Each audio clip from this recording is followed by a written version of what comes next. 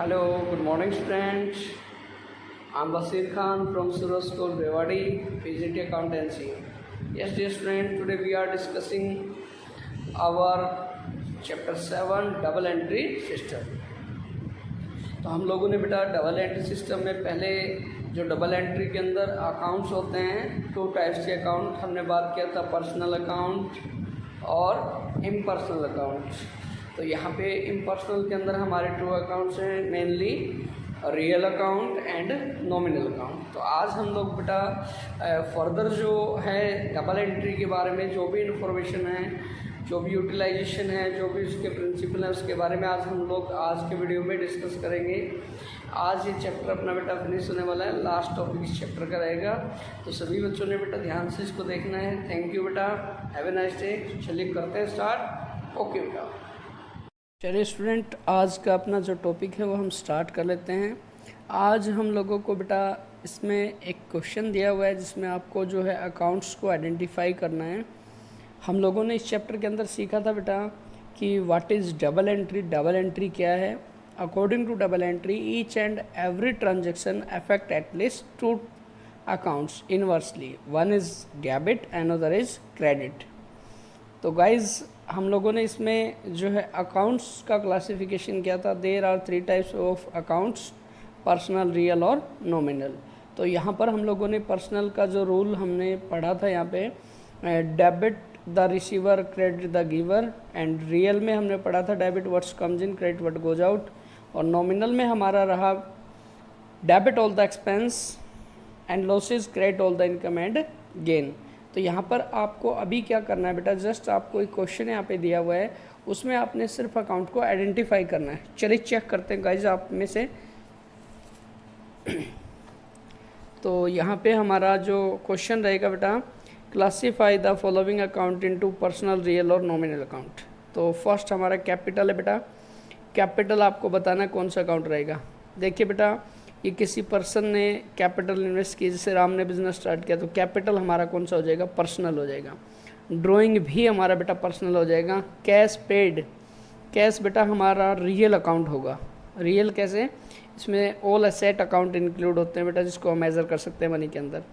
Next है cash received, real रहेगा हमारा। कमीशन पेड एक्सपेंडिचर है नॉमिनल में। कमीशन रिसीव्ड इनकम है नॉमिनल में। परचेज ये भी हमारा बेटा किस में, एक्सपेंसेस में आएगा, नॉमिनल अकाउंट है। सेल्स इनकम है, ये भी हमारा बेटा किस में आने वाला है, नॉमिनल में। फर्नीचर एसेट है बेटा, हमारी एसेट हमारी रियल में आने वाली है। कैश अकाउंट रियल में आने वाला है। Bank account, yes dear student, any organisation, person, firm, bank is a personal account. Bank overdraft also बेटा आपका रहेगा, ये भी personal account. Debtors personal account. Creditor personal account. Travelling expense, expense है बेटा, यस गैस कीजिए बेटा, एक्सपेंस है तो हमारा नॉमिनल। गुडविल इनटेंजिबल एसेट है, और इसको हमने बेटा इनटेंजिबल एसेट को हमने किस में लिया था, रियल में। पेटेंट्स, कॉपीराइट, ट्रेडमार्क्स, ये सारे के सारे बेटा हमारी इनटेंजिबल एसेट है, तो ये भी हमारा कौन सा हो जाएगा, real. Salary nominal. Salary outstanding, suffix और प्रीफिक्स को बेटा आइडेंटिफाई कीजिए। अगर कोई भी नॉमिनल अकाउंट है उसके सरफिक्स या प्रीफिक्स लग जाए, क्या बन जाएगा बेटा, सर पर्सनल बन जाएगा। यस बेटा पर्सनल। इंश्योरेंस नॉमिनल, और इंश्योरेंस प्रीपेड सरफिक्स सफिक्स लग गया बेटा, तो ये बन गया personal. Bad debts written off बेटा nominal. Bad debts recovered nominal. Yes dear student, तो बेटा इस चैप्टर के अंदर आप लोगों को तो इस चैप्टर के अंदर हम लोगों को बेटा यही चीज़ें आइडेंटिफाई करनी थी कि अकाउंट्स का नेचर क्या है, टाइप क्या है। अब हम बात करेंगे बेटा स्टेज और part of double entry system. Yes dear student, accounting process can be divided into 3 stage under the double entry system. First of all, original record. All the transaction are first recorded in a primary book called journal. सबसे पहले हम क्या करते हैं बेटा, business के अंदर जो भी हमारे ट्रांजेक्शन होते हैं उसको बुक्स ऑफ ओरिजिनल एंट्री, जिसको हम बेटा जर्नल बोलते हैं, जर्नल में रिकॉर्ड करते हैं। ठीक है बेटा, जब बिजनेस का साइज स्मॉल होता है तो it is possible all transaction will be record in a single book journal, but when the size of business is big, it is not possible to record all transaction in a single book. So journal is divided into sub division or sub-journal is called subsidiary book, like purchase book, sales book, cash book, etc. Next, dear student, classification.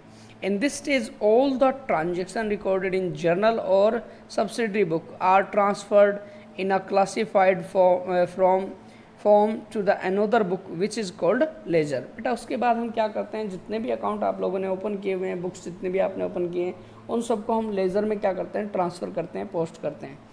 ठीक है dear student. और third stage पे हम क्या करते हैं बेटा, summary prepare करते हैं. In this stage all the accounts in the ledger are balanced off and are put in a list. Debit balance on the debit side, credit balance on the credit side. To know the arithmetical accuracy of the account, if both sides are tallied, it means our accounts are mathematically correct. There is no error. और इसी के behalf पे हम लोग बेटा trial balance, इसी को हम ट्रायल बैलेंस बोलेंगे बेटा, a list of debit and credit balance. और ट्रायल बैलेंस के बेस पे बेटा we prepare our financial statement like trading account, profit loss account and balance sheet. Yes dear student. तो इस तरीके से हम लोग बेटा क्या करते हैं, समराइजिंग करते हैं. नेक्स्ट है बेटा advantage of double entry system. देखिए सबसे पहली बात हम बात करेंगे बेटा, ये एक साइंटिफिक सिस्टम है. इसके अंदर ईच एंड एवरी ट्रांजेक्शन को स्पेसिफाइड जो रूल होते हैं उसके अकॉर्डिंग रिकॉर्ड किया जाता है. Complete record of every transaction. Double entry के अंदर ईच एंड एवरी ट्रांजेक्शन को हम रिकॉर्ड करते हैं. जैसे कि बेटा हमारे डबल एंट्री में 3 टाइप्स के अकाउंट है, पर्सनल, रियल और nominal. Each and every account को यहाँ पे हम लोग क्या करते हैं, रिकॉर्ड करते हैं. Preparation of trial balance. On the basis of double entry system we prepare trial balance. If the both side of trial balance are agreed, it means our accounts are mathematically correct. Preparation of trading profit and loss account. On the basis of trial balance we prepare our financial statement like trading account, profit and loss account to know the profit or loss of a business. And next is a knowledge of the financial position of the business. At the end of the accounting period, every business want to know his financial position. To knowing financial position, we prepare balance sheet at the end of the accounting period. In balance sheet, one side liability of the business, and another side is the asset of the business. We can easily find our financial position with the help of balance sheet. And next is knowledge of various information. In double entry system, the accounts are maintained in such a way that the information regarding the following is readily available at any point. What is the amount of sales, purchase and closing stock. हम बेटा अगर हम लोगों ने properly account maintain किया हुआ है तो हमारे पास बहुत सारी इन्फॉर्मेशन ईजिली फाइंड कर सकते हैं. जैसे कि हमारा सेल कितना है, परचेज कितना है, किसी भी टाइम पे हम पता कर सकते हैं.